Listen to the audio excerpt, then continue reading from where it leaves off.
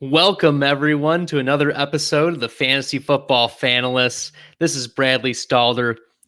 Yes, we are live streaming today. Once again, flying solo here. Very exciting. I know my hair is a little crazy. It's a fun day. I don't know. I put in too much conditioner in my hair, so there was enough conditioner for both my hair and the hair on Billy's beard, even though he's not here today. So Billy won't be here with us. Maybe he'll chime in the chat. Nevertheless, I'm with you today. We're going to do some positional recaps. That's right. We're going to do some positional recaps today. Look at quarterbacks, running backs, wide receivers, and tight ends. We're going to go through the top 15 or so of each of these positions. I'm going to talk briefly about them. And this is fantasy points per game. So even if they played 2 games, 1 game, etc., we're just gonna go through it. We're gonna have some fun today. But before we do that, I do want to go through and we're gonna look at some news. So let's talk news. Okay. The first thing is the big talk of the town. Aaron Rodgers, he came out today and said that he does plan to come back to the Green Bay Packers.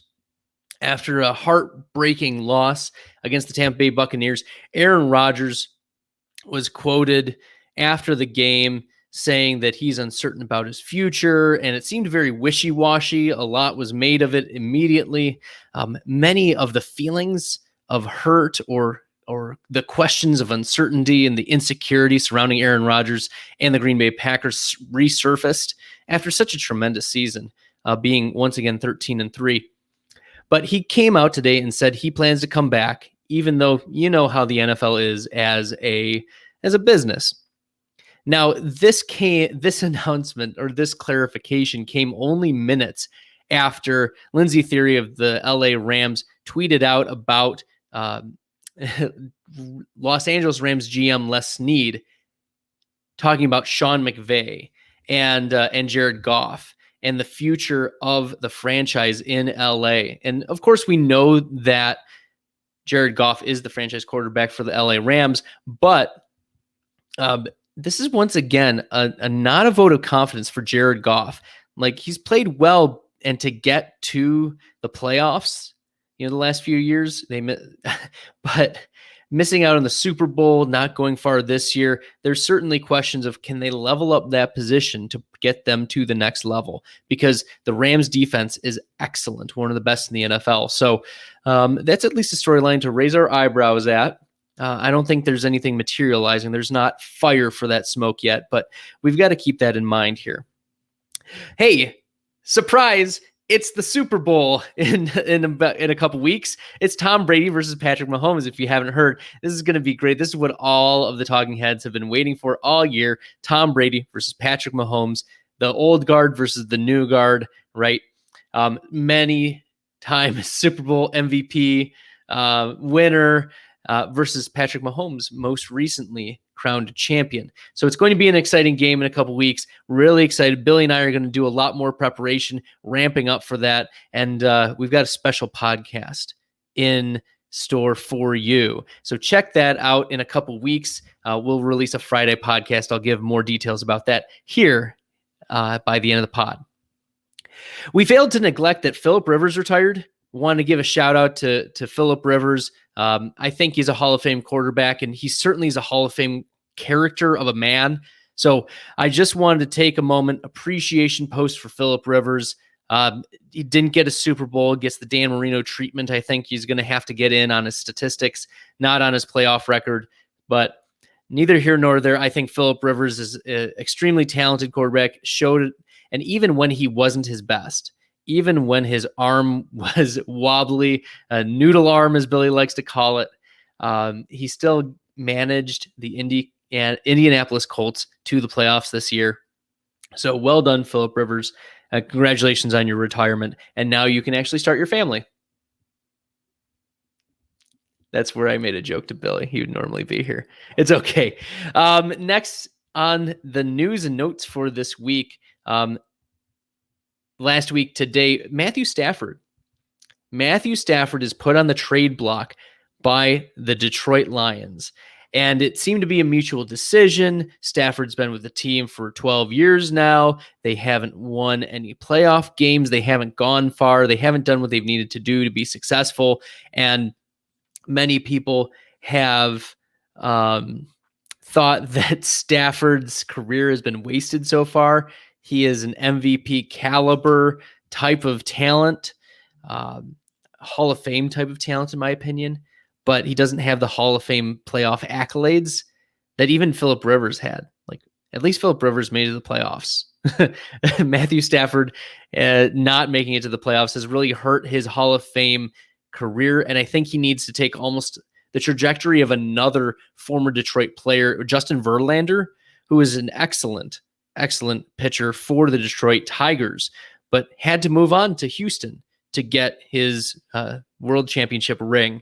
So I think Stafford is going to have to follow suit. There are many suitors, and the Lions are answering calls for him, but nothing is materialized yet. Lots of speculation on Twitter that it would take probably a quarterback and a first-round pick, or a developmental quarterback and a couple more picks, really recouping a lot of value for Matthew Stafford and what he could bring to a playoff contending team.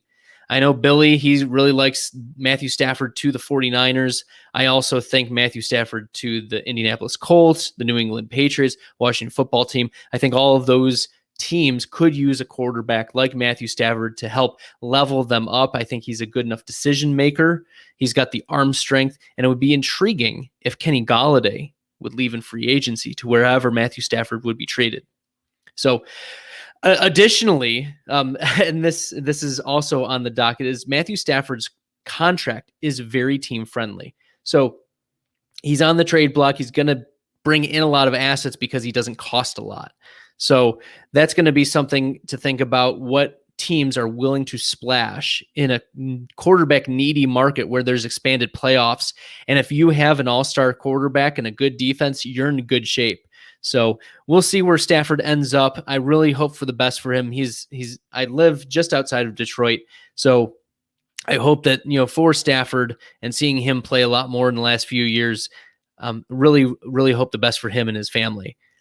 Deshaun Watson, speaking of quarterbacks, is not on the trade block officially. He has not officially asked to be traded as of right now. I'm checking my Twitter just to make sure that I'm saying that correctly. But Watson is not yet on the trading block. He is upset, and that seems to be the constant word out of Houston Texans camp, is that he is upset. The management doesn't have a plan to trade him right now. I'm sure that they would listen to anyone. Doesn't mean that they would pull the trigger on any deal, but this is certainly intriguing. Deshaun Watson plus a quarterback and 2 first-round picks it's going to take. I think that's what's going to move him. The last piece of news, something to note, is there's no formal combine this year, which is going to complicate scouting for many rookies as we lead up to the rookie draft. Much is going to be made off of looking on tape and pro days and individual scout days and any other. Yeah, it's not a formal combine like there had been in years past due to COVID protocols and restrictions, and being able to manage and implement those protocols safely for players who technically, they aren't drafted and they're not under contract. So there's no obligation, and there's not a lot of safety security supports there. So there's no formal combine this year, which, sorry, NFL Network, you're not going to get it. It's not going to fill my timeline. But nevertheless, we're going to get a lot more individual videos of weightlifting and sprints and things like that. So that's what I would anticipate with no formal combine. All right. Wonderful. So we're going to jump right in to our positional rankings. And these are based on PPR points per game for the regular season for 2020. So they're in 1 through 15 order. Actually, I've gone the top 15 because we've got some surprises in here. I had to include a few surprises, but we'll look at each of these positions: quarterback, running back, wide receiver, tight end, and we will order them by PPR fantasy points per game. So let's start with quarterback. Dak Prescott is number one. He was number one fantasy points per game. And this is PPR, by the way, for when we get to running backs, wide receivers, and tight ends. But Dak Prescott, he was on pace to set passing records. I think the question here, and I'm going to go through because I think it's important to ask these questions and allow our minds to reflect on these, and maybe we'll come to different answers, and that's okay. But given that I'm flying solo, like I don't want me to just think out loud. I also want to ask these questions too, because I think asking questions is almost more important than answering them. With Dak Prescott, he was on pace for like passing records, and he had an amazing arsenal of passing weapons. CeeDee Lamb, right? Amari Cooper, Michael Gallup, Ezekiel Elliott out of the backfield. What would have been in the tight end position? I mean, Dalton Schultz did okay, but Blake Jarwin was supposed to be this huge breakout. So with all of that being said, and the interesting quarterbacks on the market, Dallas has been actually rumored to go after Stafford. Does Dak Prescott come back as Dallas's quarterback next year? That's a big question that I will be looking at and thinking about as we go on. Is Dak Prescott the quarterback of the future for Dallas? Now, second is a surprise in PPR or in points per game for quarterbacks. Only played significant snaps in one game, and that was Marcus Mariota. On a scale of 1 to 10, thinking about Derek Carr's job, because Mariota is the backup, and the reason why he played was because Carr got hurt. On a scale of 1 to 10, I would say that Carr's job security is like a 7 or 8 for this coming year, for 2021. But I think this is the last shot. I think this is the last real opportunity that Gruden is going to give Carr before they decide it's not the wide receiver issue anymore. It's the quarterback issue about making big plays and making decisions that help elevate the team. Because honestly, over the last couple of years, we've seen the Las Vegas Raiders attack the wide receiver position as a position of need. They went out and they tried to sign Antonio Brown. That didn't work, and they were left in a lurch back in 2019. And then 2020, here they draft Henry Ruggs in the first round, and he just doesn't materialize as a boom player. Like he had 1 or 2 touchdowns the entire year. That's not going to get it done for a first round pick. That you need big things to happen after Tyrell Williams goes down with injury and Brian Edwards, rookie phenom, a lot of Twitter hype, we'll put it that way, did not materialize. Injuries, I know, right, that we saw other wide receivers step up, and Darren Waller certainly stepped up, but it's going to be the quarterback position if they can't. I wouldn't be surprised if the Vegas Raiders go after some like Kenny Golladay. Okay, they might be a dark horse because they're still going to address the wide receiver. They think the issue is wide receiver. I think that if they address it significantly with a big time wide receiver and they still can't get it done with Carr, then that's going to be the end of Derek Carr's tenure in Las Vegas. Third in points per game, Patrick Mahomes. That's right. First was Dak Prescott. He left early. It was no surprise, though, that he's number one. Left the season early. And number 2, Marcus Mariota. He only played like 1 game, so don't worry about that. Patrick Mahomes, though. Here's the question for Mahomes. He's playing the Super Bowl here in a little less than 2 weeks. I've seen it on Twitter. Like, is Patrick Mahomes a Hall of Famer already? He's been to a Super Bowl. He's won a Super Bowl. He's been to the playoffs a bunch. He's going to another Super Bowl. He's an MVP of the league. He's had the stats for a few years. Like, Eli Manning won 2 Super Bowls, and he's probably going to be a Hall of Famer based on duration. Like Eli Manning, Iron Man for sure. But has Patrick Mahomes showed enough? And I don't think so. If we were to end his career right now, I think the playoffs would be in his favor. I think eventually maybe he would. But he needs to continue to play at an elite level for at least, I think, 2 more years to secure that Hall of Fame status. So that was our third fantasy points per game quarterback, Patrick Mahomes. Number 4 this season, Josh Allen. And my question for Josh Allen believers is this the ceiling? Like, is this the ceiling for Josh Allen, or is this only the next step? Right? We saw Josh Allen throw for 4,800 yards and almost 40 touchdowns. Like, have we seen the ceiling? Like, is that the best that Josh Allen can do? Because he really leveled up. His completion percentage was almost 70%, whereas it wasn't even 60% last year. So have we seen the ceiling? Is this the best that Josh Allen can do? So if they can get him a running back, and I've seen Aaron Jones speculated to go there. Kenyon Drake might be an interesting dynamic player there.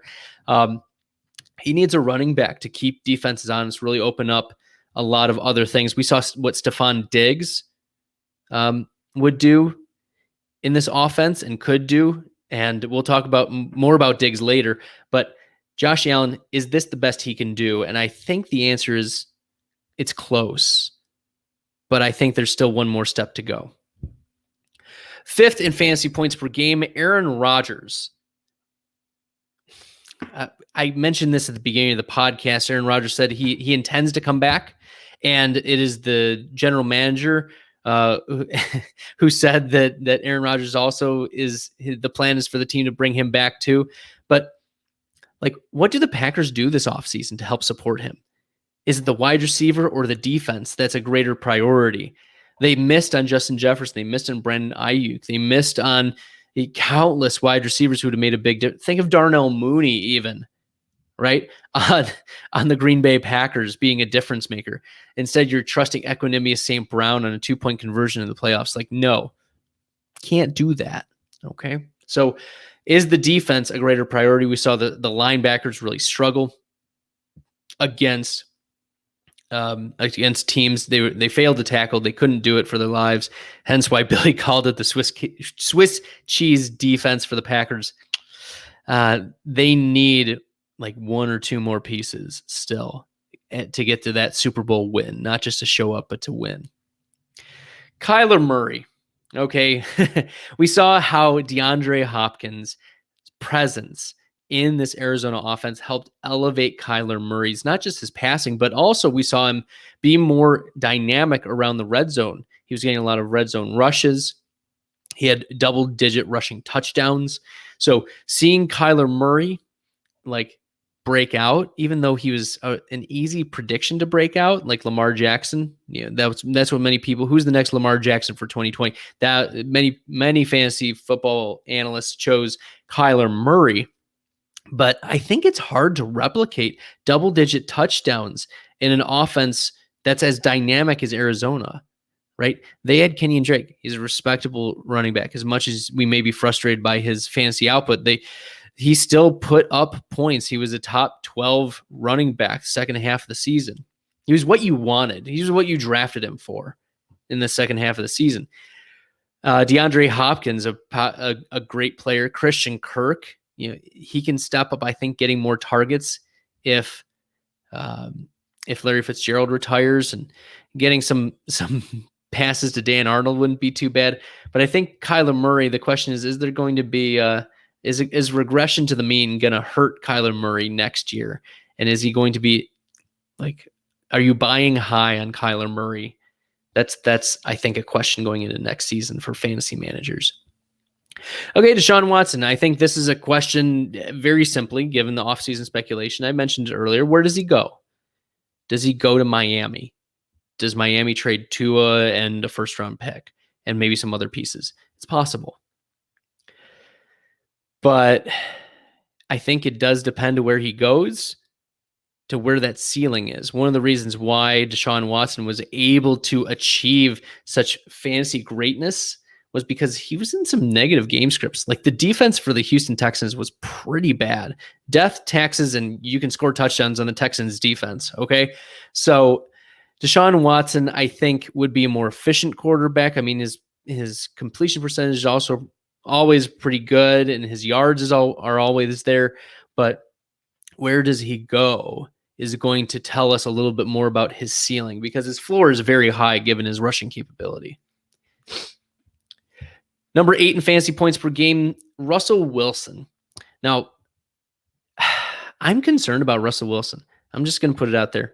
With the letting go of Schottenheimer as the offensive coordinator in Seattle and the rumors of various running back coaches being signed as the offensive coordinator, like, I'm worried about Russell Wilson, that he'll turn into a pumpkin like he did at the end of the season. Like, what happened? He didn't even complete 50% of his passes in the game against the playoff game against the Rams. Like, is that going to be the path forward for next year? And if so, I want nothing to do with Russell Wilson. I don't think he's a top 10 quarterback. I don't think he's a top 12 quarterback if that's the direction that the Seahawks want to go. Like, the Seahawks saw Russ cook, and Pete Carroll said, nah, seen enough. Don't want more turnovers. And they went back to the run, and Russ really struggled. So I am concerned that that's the plan going into 2021 in light of Schottenheimer's dissolved relationship with the Seahawks. Okay. Number 9, Justin Herbert. Okay. He was unexpectedly taking over as the quarterback of the future for the Chargers. And I mean, how could you predict Tyrod Taylor getting stabbed by a syringe, right, for an injection? But Justin Herbert's the only rookie on this list. And I think the question here for fantasy managers is he going to be drafted ahead of Joe Burrow in Superflex Dynasty leagues? Like, Herbert has more weapons. I think he has more weapons. And I think you can trust the organization more. And they have a head coach who has not failed yet. Zach Taylor he's had some bad marks on his record so far. So I'm not too sure here. Yeah. We did have a question, actually. Billy decided to chime in. Thanks for joining us, Billy. So Billy asked, did teams just figure the Seahawks, I believe the Seahawks, out, or did they just not get creative in play design? Look, the word out of Seattle, the word out of Seattle was that Schottenheimer and Carroll met about midway through the season, and that Carroll said, I don't want any more turnovers. So instead of chucking the ball like Wilson was doing at the beginning of the year and just testing down the field, and yeah, he's going to get more interception. He's going to be intercepted more. It just didn't happen. And so I think, yes, lack of creative design play is what happens when you are not airing the ball out as much, right? When you can't keep defenses honest about the long passes. So yeah, I think it's more so the play call and the structure of that. Okay, so that was number 9, Justin Herbert. Number 10 in points per game was Lamar Jackson. Okay, Lamar Jackson finished 10. He was like the number 2 consensus this past season, and not paying off. I mean, he just didn't look right for the first half of the season, and then he got COVID, he got COVID. He was out for the COVID protocols. So I think the reports did come back that he did test positive. Nevertheless, Lamar Jackson, I think he bounces back into more like the 4 to 7 range rather than 10. But his floor is going to be high. He's going to rush for almost 1,000 yards, if not 1,000 yards again this coming year. J.K. Dobbins is going to be leading the way in the running back room. Mark Ingram's already, I don't know if that release is official, but if not, Mark Ingram is no longer there. So there's just a couple more carries for Lamar Jackson.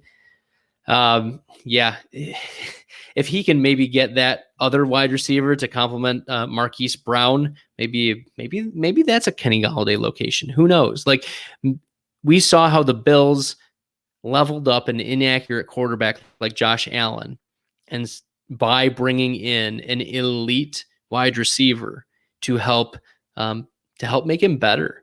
So we'll see what the Ravens do to address that issue, because the answer isn't Mark Andrews. The answer isn't Marquise Brown. They did start involving Brown more at the end of the season, and they were very intentional to get him targets in the playoff games.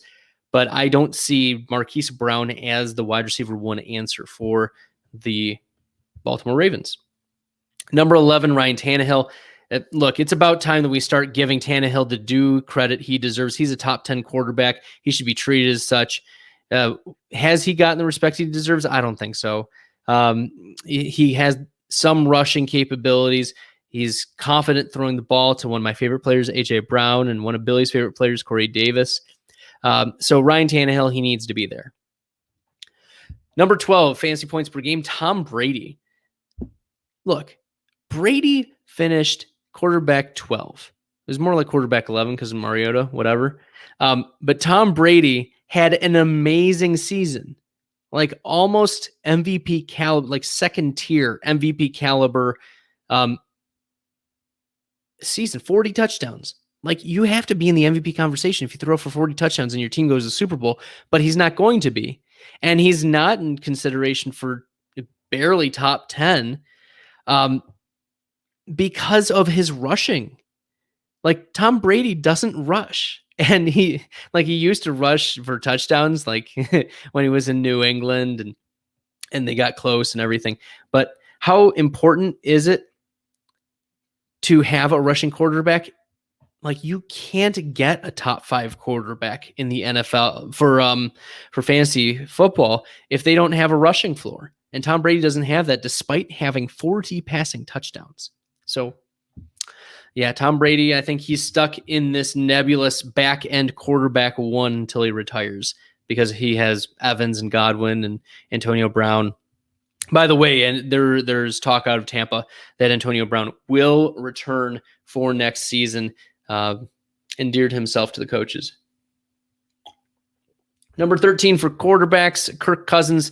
He's the only quarterback whose name hadn't circulated in trade rumors or changing teams so far this offseason from the NFC North. So I don't think that Kirk Cousins can get higher than like top 12 or so. Like, that's his ceiling as a top 12 quarterback, given that Dalvin Cook is the running back on this team and they're a run first team and Cook is a talented player and they're just going to give him 25 to 35 carries in a game. I mean, that's just within the range. So, yeah, I think the top 12 is about the ceiling for Cousins. And we saw him last year, like in 2019, Cousins only threw for 450 passes. Like, that was his pass volume, 450. For context, Ben Roethlisberger threw 611 this season, and he only played 15 games. So there you go. Speaking of Ben Roethlisberger, number 14 in points per game this season. Should Ben retire? Yes, he should retire. And even though he said he won't this offseason, he should retire. And I think it's within the range of outcomes that Ben gets cut by the Steelers. Like, it's a $22 million cap, but it's a $41 million cap commitment if he stays on the team. So with the way salary caps are working, Billy and I kind of hit on that already. I wouldn't be surprised if the Steelers, like, unfortunately, like, pull Ben into a room and say, like, look, we need you to retire. We can hire you in some other coaching capacity or something like that, but we need you to retire. We can't afford you as a player. I think that's on the list. And the last, I had to kick in this bonus, Gardner Minshew. Minshew finished as quarterback 15 in PPR. He didn't get the love he deserved because of the time he spent out due to the thumb injury, but I hope he gets a chance at a starting gig next season. And yeah, I hope his stash isn't forever condemned to riding the bench. Nevertheless, all right, that brings us to the end of our top 15 quarterbacks for in points per game. We're going to shift into running backs. And number 1, points per game in PPR, Christian McCaffrey. In light of injuries this past season, how comfortable are we drafting Christian McCaffrey at 1.01 again? And I think it's pretty confident still. Like, the fact that Christian McCaffrey still lit up the NFL in the 3 games that he played, that's got to be it. his PPR floor is not just a floor, but it's almost like the ceiling for some players. Like he's a wide receiver 2, wide receiver 1, just with the passing. If he was a receiver, which is why I think he's gonna be around a lot longer than other running backs in this league. He may transition into more of a hybrid slot wide receiver later on in his career. So keep that in mind with Christian McCaffrey. Number 2, Alvin Kamara. With Breeze not expected to return this season, he's not officially retired yet, probably because he wanted to give the proper due to Phillip Rivers. The range of outcomes for Alvin Kamara, it could be anywhere from he's still a top 3 running back to he's a back end wide receiver or back end running back 1 with a running back 3 floor. If Taysom Hill really is the quarterback, Billy will die a little inside. My co-host Billy would die a little inside if he caught me talking about Taysom Hill, the man who shall not be named. But nevertheless, if it's Jameis Winston, I still think that it's Kamara's a mid running back 1. I would probably put Dalvin Cook ahead of him, unless the Saints bring in more of a check down quarterback. Number 3 in points per game, Dalvin Cook. Dalvin Cook, an absolute stud this year. If it wasn't for Alvin Kamara getting 6 touchdowns in the last week, week 16 of 2020, it would be Dalvin Cook here at number 2. But Cook also had to miss week 17 due to the death of his father, I believe. So condolences there. Dalvin Cook will continue to be in this top 5 pretty comfortably, pretty safe. I think it's very much a tier break. Christian McCaffrey, Alvin Kamara, Dalvin Cook. And then I think that's a slight tier break. Some may argue Derrick Henry, and I get it. But I, like, as a fantasy player, I want, like, if those 3 are on the board, I'm still taking McCaffrey, Kamara, Cook over Derrick Henry. It's just the receiving. Like, I feel safer with that floor. Number 4 in fantasy points per game. No, it is not Derrick Henry. That's right. You're like, wait a minute. Who the heck is Antonio Williams? Oh, yes. He is the running back out of Buffalo that took over for Zach Moss and Devin Singletary week 17. And so he played 1 game, was elevated from practice squad, and went nuclear. So running back 4 in PPR, 1 game, smallest of sample sizes, Antonio Williams. I don't have a question. I mean, this is just classic week 17 inflation. Okay, maybe the question is, who does replace or come in to usurp Devin Singletary and Zach Moss? We saw in the playoffs against Baltimore, in a windy game, the Bills not run the ball once in the first half.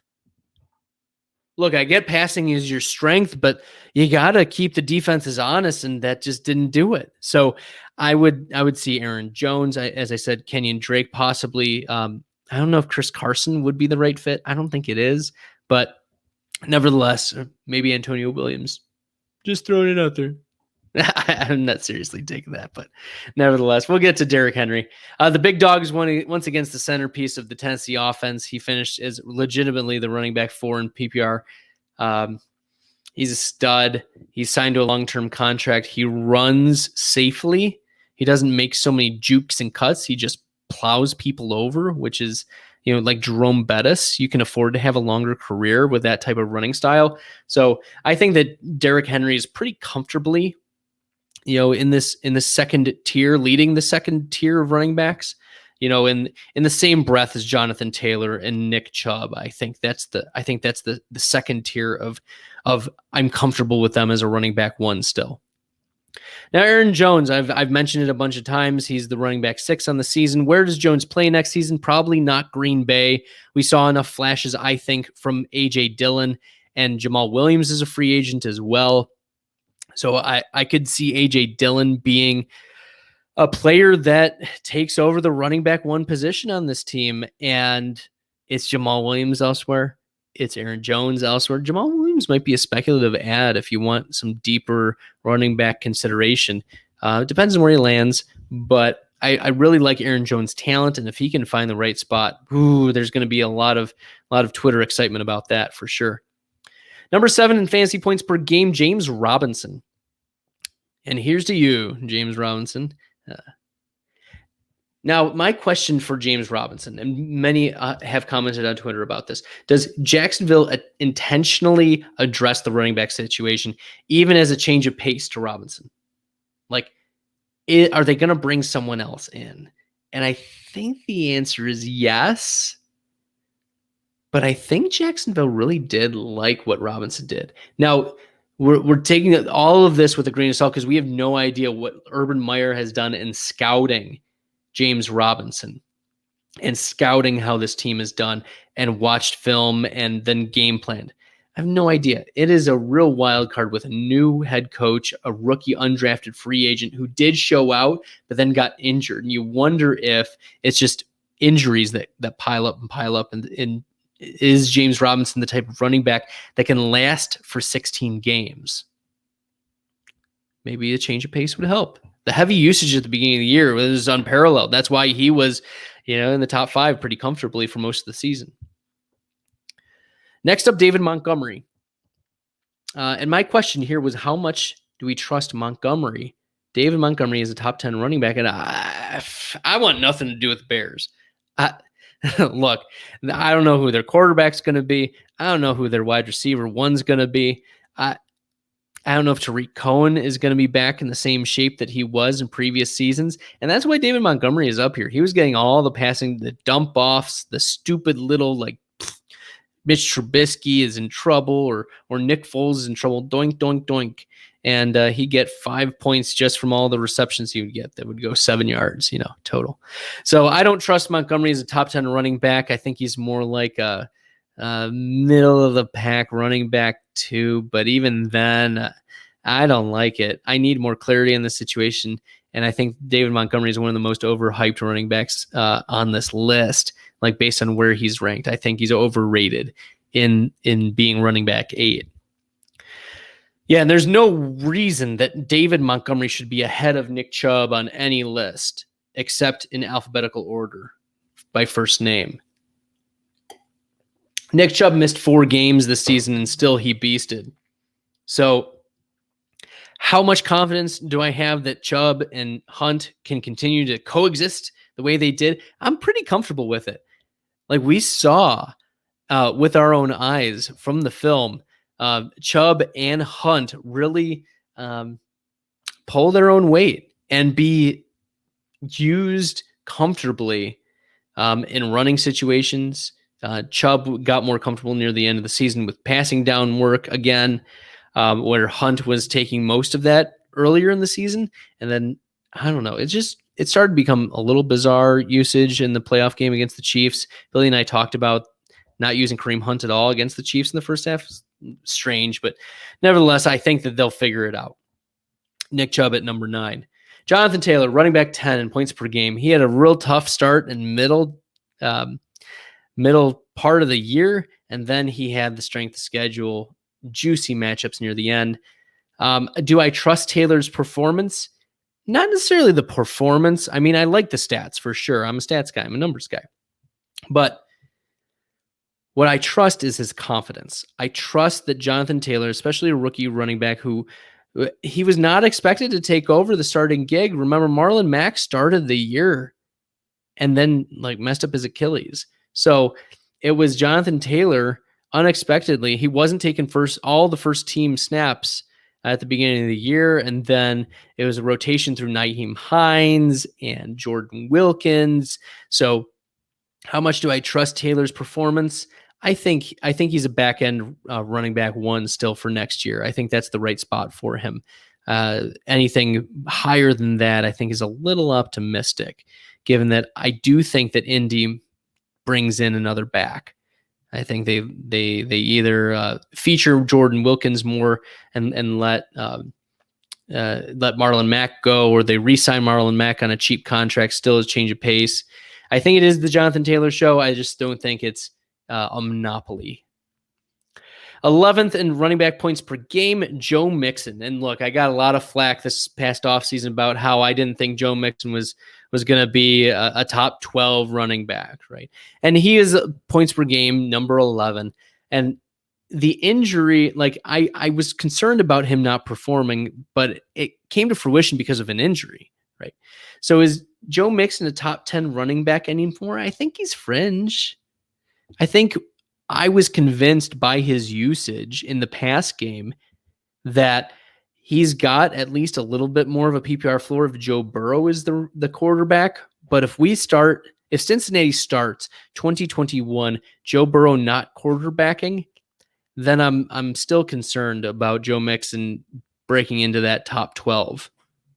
So, yeah, I mean, he's still a pretty comfortable running back too, in my opinion. He's going to get the rush volume, but there's a lot of offensive line concerns, and losing Burrow and losing Mixon really hurt this Bengals team in figuring out what works for chemistry.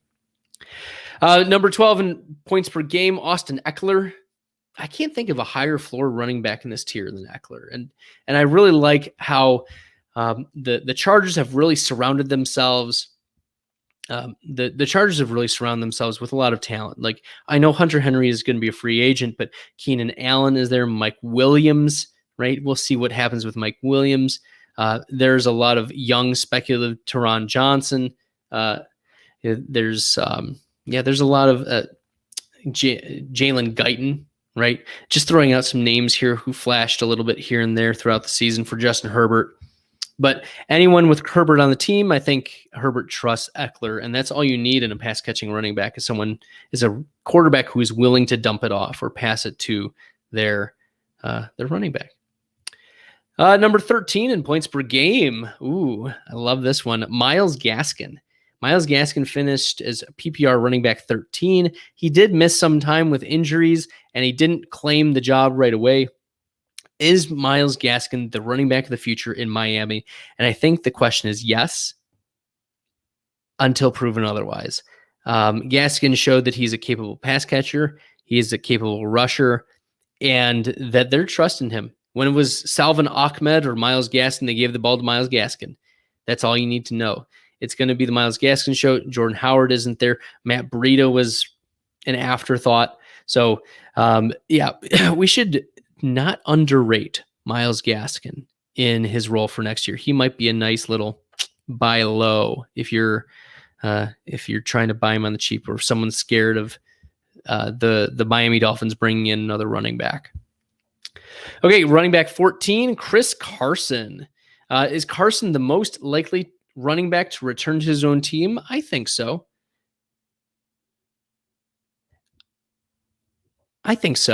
Chris Carson, Pete Carroll loves Chris Carson.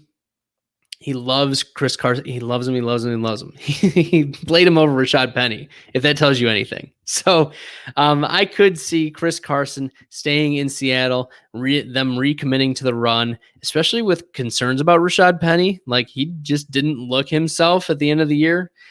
He re-injured himself as well. I can't have a lot of confidence in Chris Carson here. What else? Josh Jacobs. So he was running back 15 in points per game. A little disappointing here. I get it that Jacobs just didn't get going. Like, there were boom and bust games, and that was more unexpected. But I think the question here is Josh Jacobs a buy or sell candidate after the season, even with the alleged DUI impending punishment looming by the start of the 21 season? I think there are people who are willing to buy Jacobs if they can get him low, but I think there's also I don't want to worry about Josh Jacobs. Like, I think his ceiling maybe was rookie year, and that's what a lot of fantasy managers are going to have to hedge on. Like, what do you believe about Josh Jacobs? Do you believe he is a competent player? Do you believe he can replicate that rookie year? Because we saw flashes of it this year. It's not like sophomore year was like, a complete dud. It's still running back 15 points per game. Andy was involved more in the pass game. It just didn't work out in a consistent way. So we may get a discount if he gets punished at the beginning of the year. We'll have to listen to camp reports for what Gruden's plan is. I wouldn't be surprised if the Raiders go out and bring in a running back as well, a grinder. I wouldn't be surprised like a Marlon Mack, someone like that comes in just to plod a little bit. All right, so we finished quarterbacks and running backs. Let's give a shout out to our sponsor, Prize Picks. And if you're missing the fantasy season and you can't wait till next year, then Prize Picks is just for you. That's right, partner of the Fantasy Football Fanals. Prize Picks is the most simple fantasy game on the market. You pick 2, 3, or 4 players, simply pick the over or under on their projected fantasy points, and you can win up to 10 times on any entry. The beauty about Prize Picks is Prize Picks has no sharks, optimizers, or mass multi-entries. It's just you versus the projections. And Prize Picks has a slick, easy-to-use mobile app, 4.8-star rating, rave reviews. Lastly, entries are simple. They can be made in less than 60 seconds. In fact, Prize Picks challenged its users to select in 17 seconds. So there you go. 17 seconds to make your decisions. Boom. Just quick. Make it happen. But this isn't even the best part about our partner, Prize Picks. The best thing yet is Prize Picks will match every one of our listeners' deposits up to $100. That's right, $100 to play with. Simply use the promo code FFF for your 100% deposit match. That's right, you put in $100, you get to play with $200. That's amazing. And place your first entry today. That's right. Use the promo code FFF when you make your first deposit, 100% deposit match. Awesome. We're going to power through these wide receivers here. Devontae Adams. The big question, I mentioned it earlier, will the Packers add a wide receiver to complement Adams? You can't have Equanimeous St. Brown being a receiving option in a playoff game with the game on the line. And yes, Robert Tonyan has been amazing. I love him, but he's not a wide receiver option that can get you dynamic plays down the field. He is a solid tight end, but he is not the wide receiver. These are not the wide receivers you were looking for, right? He's not the wide receiver you're looking for to complement Adams. Number 2 in fantasy points per game this season, Tyreek Hill. Similar question to Mahomes, and I haven't heard this question much. Is Tyreek Hill already a Hall of Famer? Like, Tyreek Hill has put up some phenomenal numbers, and not just as a receiver. Remember, he was a punt returner and a kick returner and brought a bunch of those to the house. So he's already accomplished in special teams. He's an accomplished wide receiver. His route running has really elevated his game. He is the trusted wide receiver. I think he's one of the most, second to Adams in the NFL, I think the second most trusted wide receiver in the NFL. And it's appropriate that he is here at number 2 on this list. Number 3 in fantasy points per game, Stephon Diggs. What goes up brings other things up too, right? And Josh Allen, as he goes up, his stack, Stephon Diggs also goes up. And I mentioned it earlier, should Diggs have received MVP votes? I think he should at least get some consideration there. He's played a heck of a year, and well done to the Bills. Hats off to Bills Mafia. Got to give them some love, show them some love. Number 4 in fantasy points per game, Calvin Ridley. And like Billy and I mentioned it earlier, but Calvin Ridley quietly broke out. And so I think the question is, like, when will the noise be starting to be made again about Ridley being the elite wide receiver that he actually is already? Will it take Julio Jones retiring? Will it take Matt Ryan moving on, finding another quarterback that can reclaim the magic with Ridley? I don't know. Like, just give Calvin Ridley the credit he deserves. Okay? Maybe I'm missing out, but I think Calvin Ridley deserves a little bit more love. Now, DeAndre Hopkins. Why were we, the fantasy community, so wrong on Hopkins? He finishes wide receiver 5 in fantasy points per game. One of the best wide receivers in the NFL. And he will continue to be until he can't, until his body breaks down. He played many seasons with like broken fingers and shoulders and legs and whatnot when he was with the Texans. And his body did start to break down again with Arizona. So look for Hopkins to continue to take care of himself. He knows his body better than anybody, and he knows how to manage the pain and know how to manage injuries. So I think Hopkins is very safe in the wide receiver 1 subset for next year. Keenan Allen. I don't think there's any concern about Allen being in the top 7 again. There's no concern. He's gonna get the target share. He's gonna get the love. Justin Herbert is a competent, not just a competent, but an excellent rookie. And I'm excited to see where this offense can go under a new head coach, and maybe they can make better decisions for the team at the end of the season or at the end of games. Okay, wide receiver 7. Oh, this makes me feel so good. AJ Brown. AJ Brown, wide receiver 7. Let's go. Is it crazy? I don't think I'm crazy. But maybe I'm a little crazy to think AJ Brown is the dynasty wide receiver 1. Like, I don't think any wide receiver should be taken above him. DK Metcalf? No. Calvin Ridley? Maybe there could be an argument, but I'd rather have AJ Brown. Who else? I'm just looking at the rest of this list. Devontae Adams. I don't know if Aaron Rodgers is going to be there in 2 years. Tyreek Hill. Maybe Tyreek Hill. Maybe Tyreek Hill and Calvin Ridley are the only other 2 I would consider. But here, AJ Brown, love him. He's the biggest plays waiting to happen. He will bowl people over. He doesn't need to outsprint them. He played the entire season with both of his knees messed up. He had to have knee surgery at the end of the season on both knees.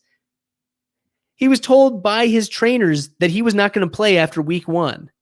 What? And he ended up playing almost every game in 13, 14 games. What? AJ Brown. We haven't even seen the ceiling for AJ Brown, and he finishes wide receiver 7. Okay? Wide receiver 7. I love it. I want AJ Brown. Like anyone who's in my sleeper leagues, they're going to be like, I want everything for AJ Brown. I'm like, I will give you everything for AJ Brown. He's my wide receiver 1 in Dynasty. I think nothing but love for AJ Brown here. Number 8, Will Fuller. And now Will Fuller in points per game, he wide receiver 8. He was suspended, and then he will also have to serve 1 game suspension for the start of 2021. The question for Fuller is, what do teams believe? Do teams believe that it was performance-enhancing drugs, or did Fuller actually put it together? Like it was Deshaun Watson and Fuller stacking together, making it happen. So I think that's going to be a lot of teams are going to have to answer that question when it comes to Will Fuller. Number 9 in fantasy points per game at wide receiver, Justin Jefferson. He's the only rookie on this list. And I think Justin Jefferson did solidify himself as a top 10 wide receiver for 2021. And I think he's like number 5, maybe. I think he's number 5 in Dynasty. I really like Justin Jefferson too. Maybe I'll take Calvin Ridley, Tyreek Hill, Devontae Adams, AJ Brown above Justin Jefferson, but that's it. I think Justin Jefferson is the top 5 Dynasty wide receiver here. DK Metcalf. I don't even see DK Metcalf in my top 5. So there you go. He's next on the list of PPR wide receiver 10. I know other fantasy managers pretty well, and many of them have DK Metcalf as their Dynasty wide receiver 1 overall, and I just don't see it given Pete Carroll's desire to run the ball and how we saw Russell Wilson turn into a pumpkin. And especially at the end of the season, the shift in play call really affected Russell Wilson and this offense. So can they figure it out? Yes. Will DK Metcalf have big games? Certainly. Absolutely. Will he finish in the top 12? Yeah, I think he will. I don't think I have any concerns about DK Metcalf final stats being in the top 12.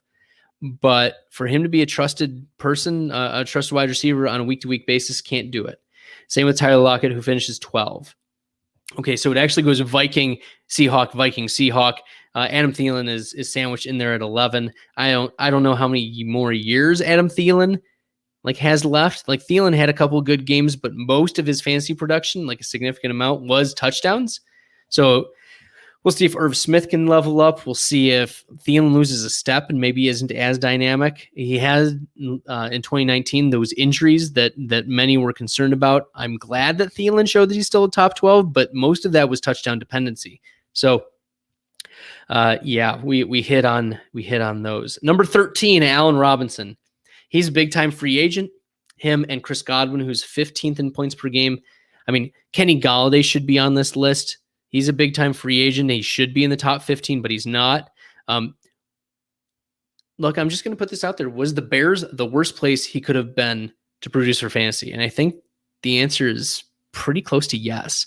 I don't think of many more situations where Allen Robinson would be worse off than the Bears. Like many other better options. So I wish Allen Robinson the best. I hope he gets paid a lot of money. And number 14, because I kind of hit on Chris Godwin being a free agent. We'll see where he goes at 15. But number 14, Julio Jones. Is this the beginning of the end for Julio? We saw him miss some games. He was wide receiver 14 points per game. He wasn't his top 3, top 5.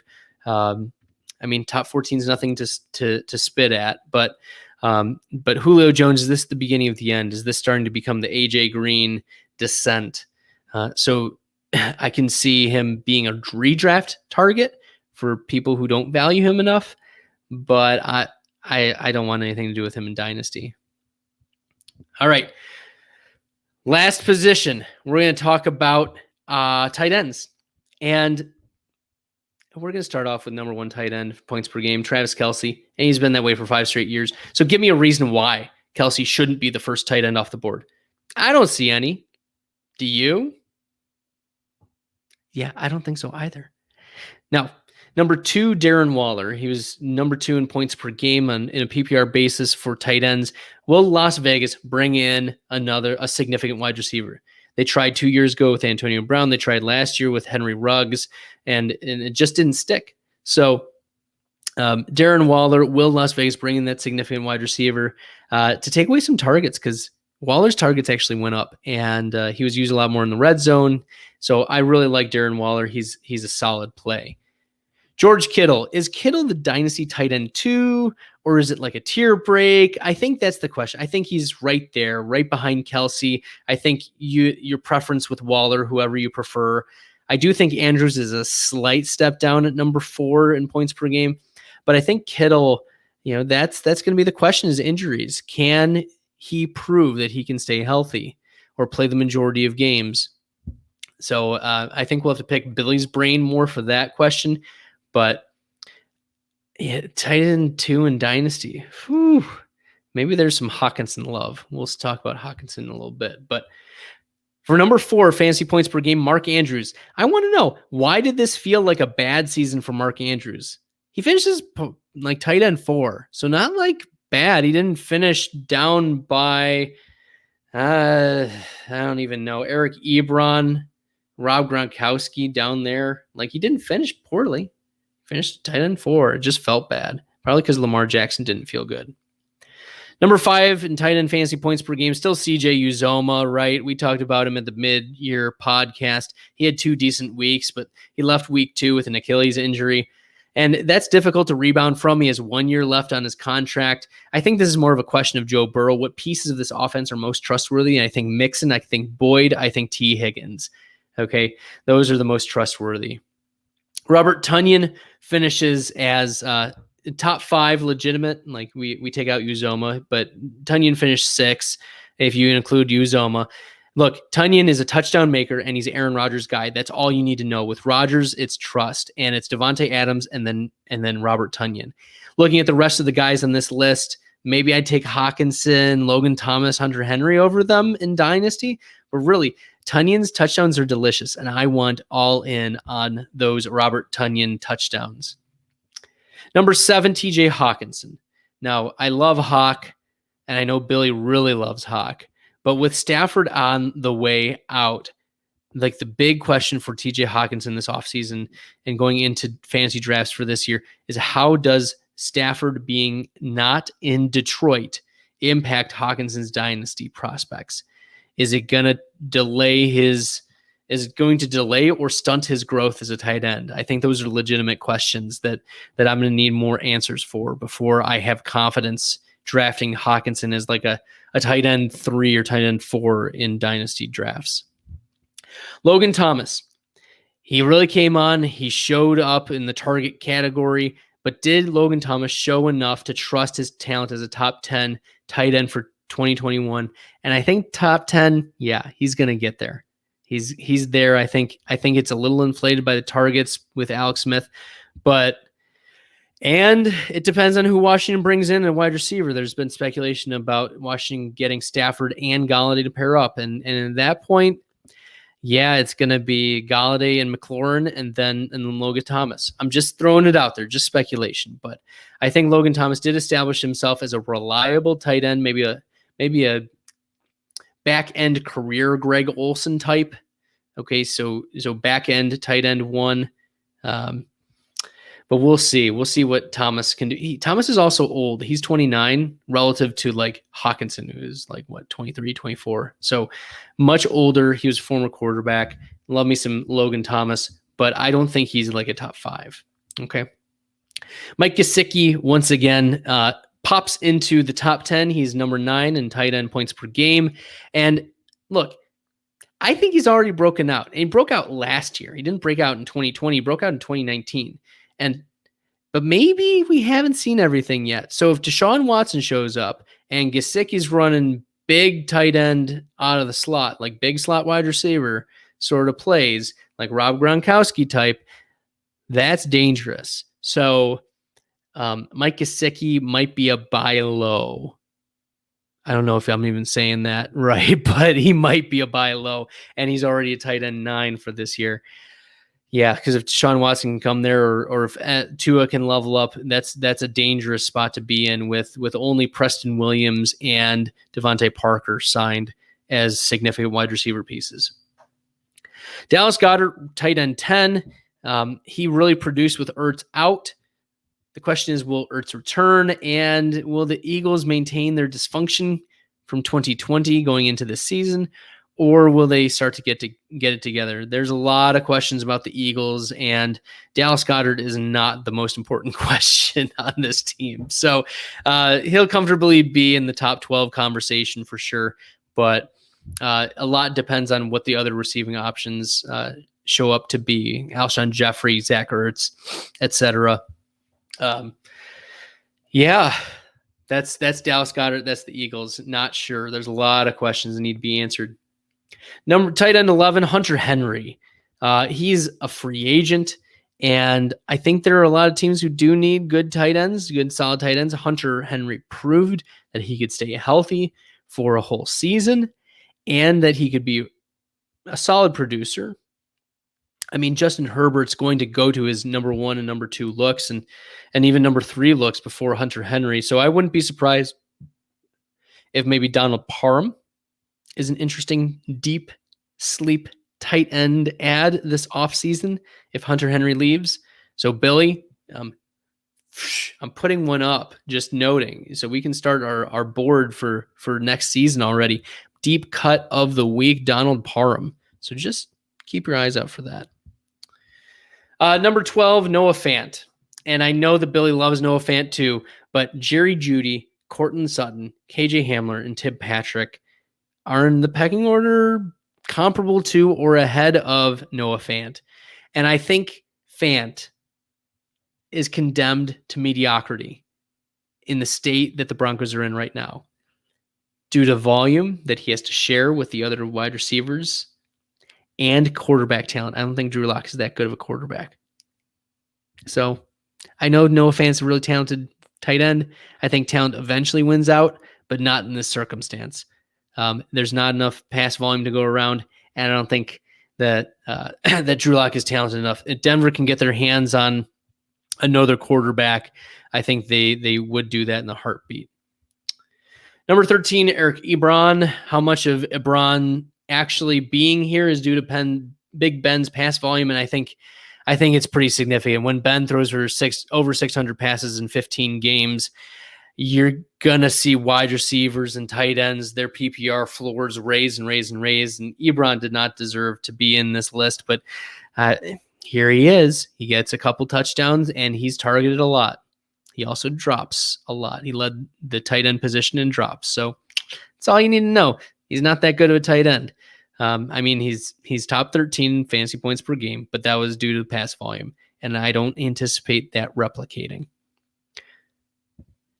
Okay, We're going to actually combine 14 and 15 to save time because OJ Howard was number 14 for the Tampa Bay Buccaneers and Rob Gronkowski was number 15 for the Tampa Bay Buccaneers. Howard spent the majority of the season on IR. Tom Brady likes to throw to talented tight ends. Okay? I think that comes down to it. We're going to talk more about the Super Bowl Bucks here in a couple weeks.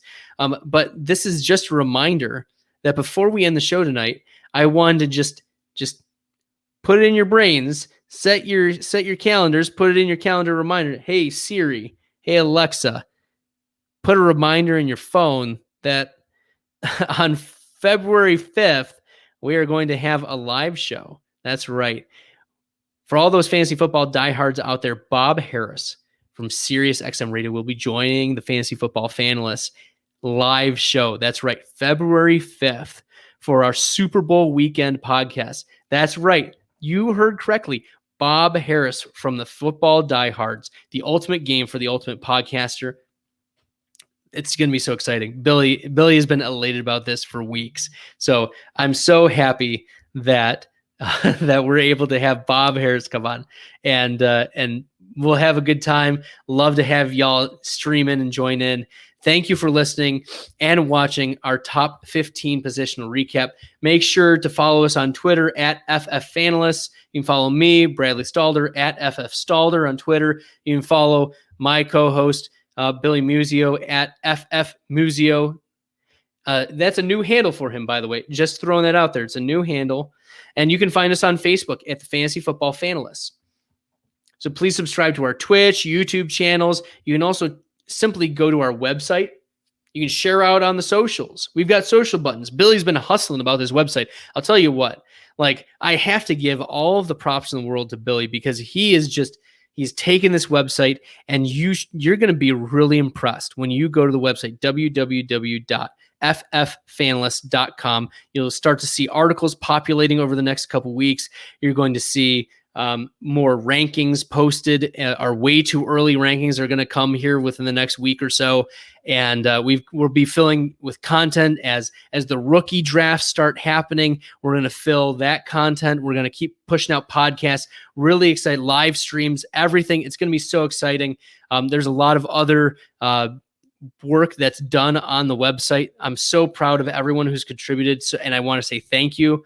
So there's a lot of awesome work, positional information, historical data, DFS content, rankings, articles, more. And I just want to say thank you for watching. We'll see you on Friday. Good luck and good night.